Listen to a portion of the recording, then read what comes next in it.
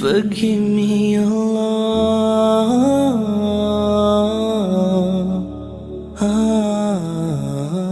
بسم اللہ الرحمن الرحیم۔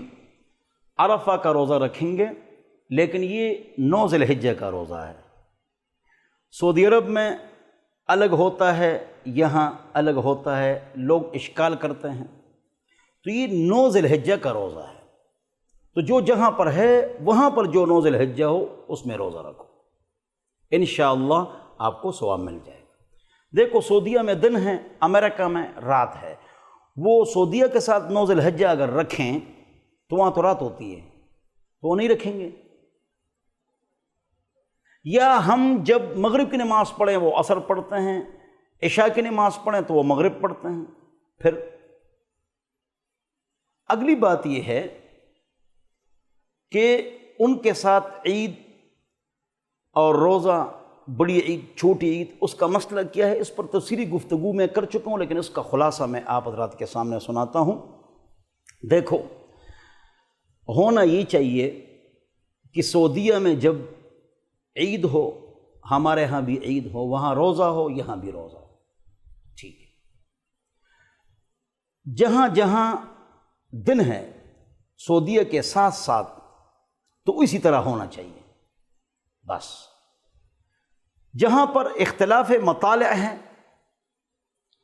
جہاں پر رات ہے، مطلع کا اختلاف ہے، وہ الگ اپنی ترتیب پر چلیں۔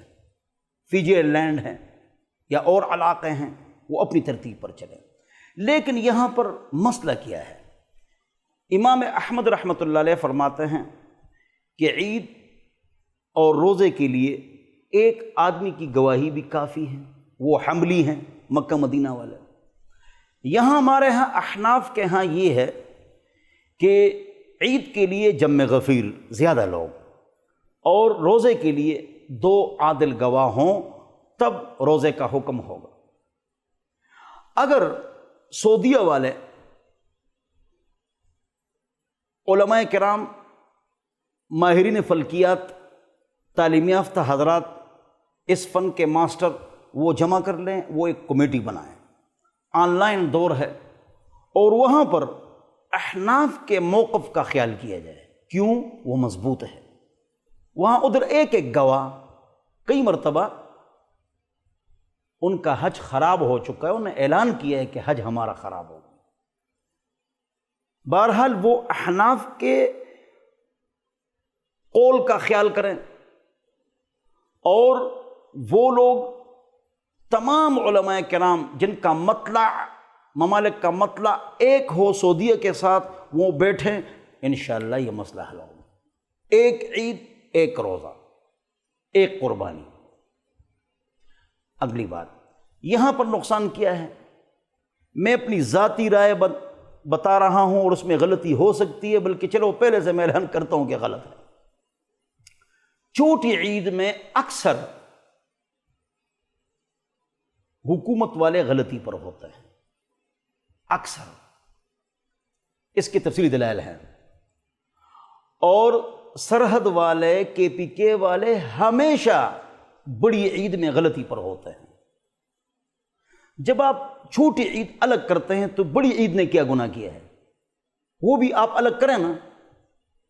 واقعتاً اس میں 2 طرفہ غلطیاں موجود ہیں، اور پوری دنیا میں عید اور روزہ، اس کا آسان حل میں نے بتا دی آپ حضرات کو۔ باقی 9 ذی الحجہ کا روزہ رکھیں گے، 2 سال کے عبادت کا ثواب ہے، گناہوں کی معافی کا ثواب ہے، اللہ خوش ہوتے ہیں۔ اور والفجر ولیال عشر، فجر کی قسم اور 10 راتوں کی قسم، یہ یکم تا 10 ذی الحجہ 10 راتیں ہیں، اس میں عبادت کا ثواب ڈبل ہے، تو اس میں گناہوں سے بھی آپ نے بچنا ہے۔ اور سب سے بڑے گناہ 3 ہیں شرک اور کفر کے بعد: نماز میں سستی، بے پردگی اور گانے بجانے۔ ان کو چھوڑ دو، ان سے توبہ کرو، اللہ تعالیٰ مجھے اور آپ کو عمل کی توفیق عطا فرمائے۔